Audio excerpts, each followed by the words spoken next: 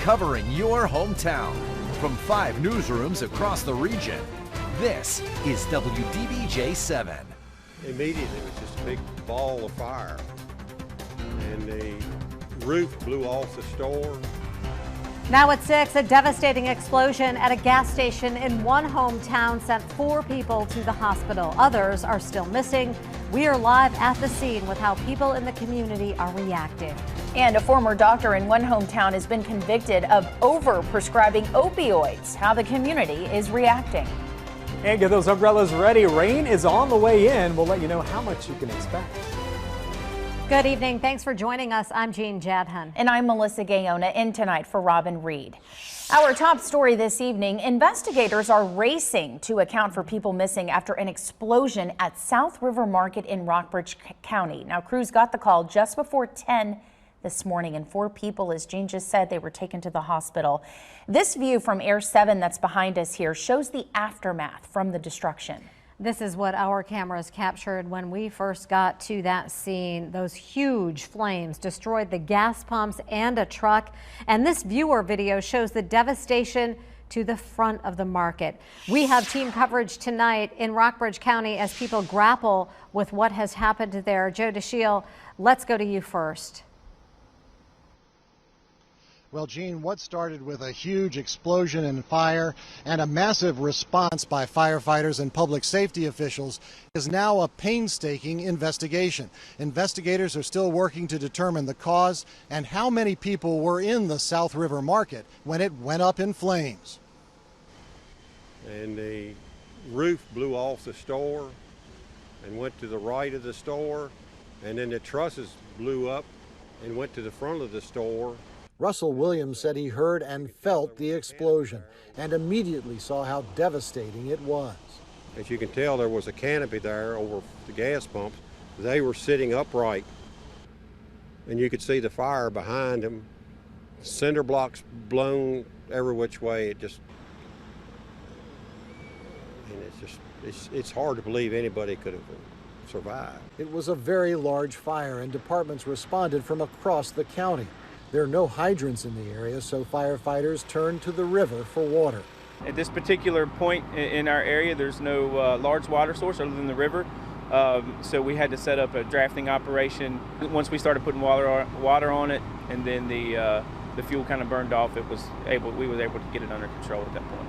And as firefighters continued to hose down the hot spots and search the rubble, Russell Williams said he and his wife were praying for their friends at the South River Market and their families. As we noted earlier, 4 people were taken to the hospital. The extent of their injuries is still unclear, but state police have also told us there is a strong possibility that other people were in the market when it went up in flames. Perhaps as many as 3 to 5 people still unaccounted for. Now, Gene, state police also told us that they are confident their investigators will determine the cause. At this point, they do not believe it was suspicious. All right, Joe DeShiel, just a horrible scene there, and it's got to be hard to figure out who was in the store because there's really nothing left there. Joe DeShiel at the scene. Thank you. There is an elementary school in Buena Vista just 1,000 feet away. This video shows how close that school is to the South River Market. Students and staff were evacuated this morning as a safety precaution. The school is closed. We are told families of those affected by this explosion are gathering there. People who live in the area say they have lost a legendary part of their hometown. More than just a gas station or a market, a community staple. WDBJ7 Siobhan McGurl is live. Siobhan, neighbors have been outside their homes today, I understand, just trying to make sense of all the damage.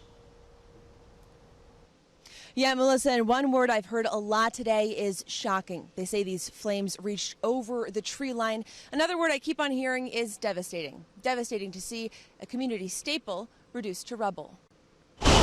When flames took over the South River Market Friday, Ryan Clark was just seconds away. You hear a big boom, and it kind of makes you shudder a little bit, and it shook the truck. And when I made the turn, you could see the smoke was probably 80 feet in the air. He took out his phone as he drove by and captured this video. More shocking than anything, because it kind of shocks your system, because it's not something you see every day. especially to something that's so, so well. Clark was actually on his way to the market when it broke out in flames. It's a morning routine many in this tight-knit neighborhood share. Joanne Slough was headed that way too. Going for fire. I mean, it was so high. It was just awful. Roger Schaefer lives here, just across the street. He missed the ground-shaking explosion by minutes, but came home to devastation. Just sadness, thinking about the people that were in there. As the day crept on, the flames were extinguished. Only a small cloud of smoke remained, and firefighters made progress. But the neighbors say no time will replace what the fire destroyed, a neighborhood landmark. It's legendary. No other word for it. To know, when I drive back and forth to my house, it's not going to be there anymore. It's really weird. So it'll be a loss felt for a long time here for years to come. There are still many unanswered questions here, but this community tells me they're tight-knit. And Melissa, no matter what happens going forward, they will be here to support the people who were injured and their families. Yeah, we are definitely hoping to hear some good news with the 4 people who were taken to the hospital because of this explosion. Siobhan, thank you for the update tonight. Continuing our coverage, this Air 7 video shows how powerful that explosion was. Chief Meteorologist Brent Watts joins us. Brent, you say this actually shook the ground 50 miles away? It did. There's actually a seismograph that's located in Charlottesville. So just to give you some perspective, there's Buena Vista, there's Charlottesville, as the crow flies about 50 miles there. This is that seismograph reading from earlier this morning. And what I'm going to show you, there's 2 areas I'm going to show you. There was a first wave, these are the P waves. These are the waves that move very quickly, the fastest that got to that seismograph first. A couple seconds later, you get the surface waves, which of course are very distinct on that seismograph. So these 2 spots showing that explosion, just how powerful it was. Now, folks in Charlottesville may not have felt that, but certainly that seismograph did, just to give you the magnitude of how strong that was early on this morning. Weather-wise this afternoon, we do have a couple showers that I'm watching. Nothing widespread right now, but if you're in the NRV, a few of those are tracking off to the east, a couple over Clater Lake as we speak. So if you're doing a little fishing, you had to duck and cover this afternoon. We'll take a look at the more widespread rain, which moves in over the course of the weekend. Turning now to the opioid crisis, a doctor who practiced in Martinsville until May of last year is facing up to life in prison after he was found guilty on 861 federal drug charges. Joel Smithers was convicted on Thursday. Now, according to evidence, he prescribed controlled substances to every patient he saw. WDBJ7's Ashley Bowles is live outside the Martinsville Police Department. Ashley, how is the community responding to the jury's decision? Well, Melissa, Martinsville has been the center of the opioid crisis in Virginia for several years now. And while many positive strides have been made, the decision shows just how much work is still left to be done. All took place in one of these offices off Commonwealth Boulevard. Former Dr. Joel Smithers opened his practice in August of 2015. Prosecutors say he prescribed drugs like oxycodone and fentanyl to every patient he saw. According to evidence presented in U.S. District Court in Abington, more than 500,000 Schedule II controlled substances were distributed. That's until Smithers lost his license to practice medicine in May of 2018. It's hard because we're trying to protect everybody, and we just can't always be successful at protecting everybody. Bonnie Favero is the Director of Prevention at Piedmont Community Services, which deals with prevention, intervention, and treatment for all kinds of substance abuse, including opioids. In 2018, the city had the most opioid-related deaths in the entire country per capita. Yes, we were #1, but we're also a small population. So while there is continued education in this small community about the opioid crisis, Favero says medical professionals have a responsibility. Because people do trust their doctors, and they trust that if their doctor gave them a prescription, that it's okay for them to take it. As for Smithers, he could face a minimum of 20 years behind bars, a maximum sentence of life in prison. And Favero says that alone speaks to the problem at hand. I think it will send a message that it's not acceptable. Smithers' sentencing is set for August 16th. Melissa, Smithers also could face a maximum fine of over $200 million. All right, and hopefully we can hear an update on this come August. Ashley, thank you. In Roanoke, a local newspaper is celebrating 80 years of serving the community. The Roanoke Tribune has been making and recording Black history in the community since 1939. The family-based operation is celebrating the milestone anniversary with a celebration tonight at the Salem Civic Center. The longtime editor says the community has come to rely on her publishing. The mailman, George Rogers, he used to say, I'd rather go without checks at the first of the month than go without a Tribune because the people attack me when I haven't got that Tribune. Whitworth says she has never missed a publication and she enjoys being a mom to her community. 80 years, that's a proud accomplishment. And she has seen a lot, I'm sure. Yeah, I'm sure. You're watching WDBJ7 on this Friday evening. People in our hometown showed some love for our police officers. How many officers they fed today ahead of Police Appreciation Week? In Craig County, volunteers helped build 100 shelters today for dogs in crisis living conditions. They're called Humane Outdoor Mobile Emergency Relief Shelters, or HOMERS. The shelters will be used in rural counties like Craig that don't have access to permanent animal shelters or clinics. Up to 50 of the shelters created today will be gifted to the Craig County Sheriff's Office. The Exalted Church in Roanoke partnered with Haley Toyota to show some love for our police officers. They threw a police appreciation lunch at Haley Toyota for Police Appreciation Week. The church partners with Haley every year for this event. More than 250 police officers had hot dogs, hamburgers, beans, coleslaw, and some dessert for lunch. When I think about the careers they have, a very thankless type job, not great pay, not a lot of respect in today's world. But so for us to be able to do this, we're able to say, you know what, they have a lot of value, and we're thankful for that. And the kids from the church helped to serve the officers their lunch. They did a good job, it looks like. Yes, they did. All right, if you have a graduation to attend tomorrow, you have been warned. Bring the poncho. Yep. Yes, and I say poncho because some places don't allow umbrellas, so just make sure you check that before you go out tomorrow because we do have some showers in the forecast. A few areas did pick them up today, not so much at the airports, but we hit a 80-degree mark at Roanoke, Danville, and Blacksburg. That won't happen this weekend. We'll take a look at the rain next. We're following breaking news of that massive explosion at the South River Market in Buena Vista. State police now tell our crews at the scene they have found the remains of at least one person inside that rubble. We know several people are missing and at least 4 were taken to the hospital. WDBJ7 will keep you updated as we learn more about this situation. Our Hometown Patio is brought to you by Grand Home Furnishings.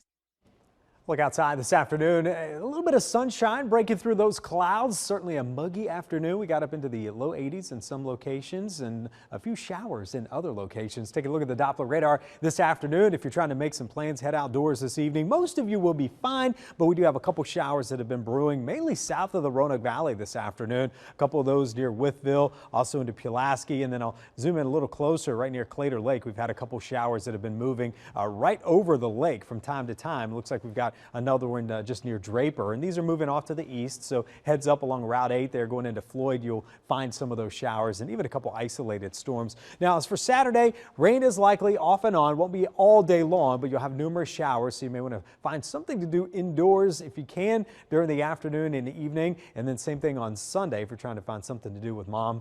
It is going to be off and on showers, so just know that it might get a little wet there from time to time. We've got that front that's moving over the area right now. It will stall out over the weekend, and then we'll get waves of rain that ride along that front. Now tonight, kind of our quiet mode with partly to mostly cloudy skies. Not a whole lot of rain, just an occasional shower possible. If you're going out to graduations in the morning, there'll be some rain likely. We'll have some off and on showers from time to time, and then temperatures are going to be in the upper 60s. So that's why I always say just go prepared for some rain. So if you don't get it, that's great, but there's more likely that you're going to get some showers at least some point throughout your morning and then into the afternoon as well. Highs will reach the upper 60s to low 70s tomorrow. So push this forecast model ahead. You can can see the break tonight in the cloud cover, and we'll bring the clouds back in tomorrow. Notice in the morning some occasional showers. That rain coverage does start to pick up into the afternoon and early evening, and even some heavier downpours there across portions of the Piedmont where we could have some stronger storms.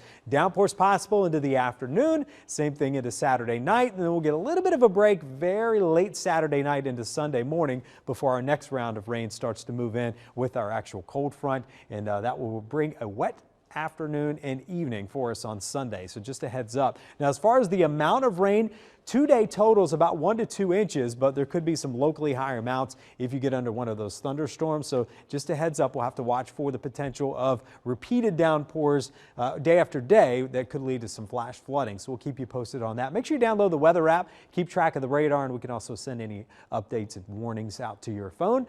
Monday, Tuesday starting to dry out, a cooler start to the week, highs in the upper 60s, and we'll have lots of sunshine, drier weather for most of next week with those highs returning to the upper 70s. All right, thank you, Brent. A Virginia Tech golfer with roots here in our region is making history. She is. Floyd native Amanda Hollingsworth has earned a chance to compete against the pros in one of golf's most prestigious tournaments. WDBJ7's Anthony Romano shares her story in tonight's Good News here at home. After the 2 weeks Amanda Hollingsworth has had, even she has trouble putting it all into words. No, I really can't, honestly. No Virginia Tech women's golfer had ever qualified for an NCAA championship or a U.S. Women's Open before, until Hollingsworth did both in the past 2 weeks. It's a golfer's dream. Everything that's happened in the last couple of weeks has just been what you work for. She'll be off to Fayetteville, Arkansas next week to compete against the nation's best collegiate golfers before rubbing elbows with the pros at the U.S. Open in Charleston. Like, I feel like a little kid again, you know? Hollingsworth was Virginia Tech's first ever women's golf commitment, signing on in 2013 out of Floyd County High School. As a graduate student, this historic run will also be her final one as a Hokie. One of my teammates turned on Enter Sandman, and it's one of those times that, like, I'm gonna remember that forever, and knowing that that's the last time in the van with all of my teammates, it was so sad. I broke down in tears. But there's no doubt they'll be rooting her on, and so will the rest of the region, as that kid back in Floyd lives out her dream. It feels like I'm where I'm supposed to be, you know? Like I said, just with the support that I've had over the years, it makes it feel even more incredible to be at home doing it. In Blacksburg, Anthony Romano, WDBJ7. Wow, what a way to round out your time at Virginia Tech. Congratulations, Amanda. Well, Roanoke College on the diamond today in the ODAC tournament, plus a huge honor for UVA lacrosse as they continue to impress ahead of the NCAA tournament. Sports is next. Now at the Toyota Sports Desk, here's WDBJ7's Victoria Wood. Well, after losing to Shenandoah last night, the Roanoke College baseball team faced elimination today in the ODAC tournament, facing Virginia Wesleyan with the season on the line to Kiwanis Field in Salem, where the Maroons grabbed a 1-0 lead early. Starting pitcher Connor Chuli, solid for Roanoke. He pitched into the fifth, allowing just 1 run on 1 hit before exiting. And it was 1-1 in the top of the ninth. The Marlins loaded the bases for this man. Brady Fallon takes this pitch to right field, and that scored Austin Obenauer from third, and Wesleyan led 2-1. The Roanoke Bats just couldn't generate anything in the bottom half as the Maroons season comes to an end with the 2-1 loss. And UVA baseball back from exams, ready to go, playing 2 against 6th ranked Louisville. Game 1 up 1-0. Zach Gilloff into the left field corner, double drives in Brendan Rivoli, 2-0 Hoos after 1. The lead didn't last very long. Enjoy it while it does. Bases loaded. Justin Lavey unloads into the left field seats. Grand slam, 5-2 Louisville after 2, and this game stays on their bats. Last check, 11-6 Cards in the 7th. Virginia's lacrosse team will face Robert Morris tomorrow night in Charlottesville. And head coach Lars Tiffany was named ACC Coach of the Year. It marks the 10th time a UVA head coach earned the honor and is the first time since Dom Starcia took home the accolade in 2009. Tiffany is the 3rd different UVA head coach to be named ACC Coach of the Year and who's finished the regular season 13-3, including a 5-1 mark against ACC opponents. And UVA is the 3rd overall seed in the NCAA tournament. Excited to see how they do. We'll catch you right back here after this. All right, have those umbrellas ready for you tomorrow if you're going to the graduations, ponchos, all that good stuff, because we will have some showers and even some thunderstorms during the, pretty much any point during the day, but especially in the afternoon. Same thing on Sunday, too, so just a heads up. We've been warned. Yes. Thank you, Brent. Well, we hope you have a wonderful weekend. Good night. Good night. Good night.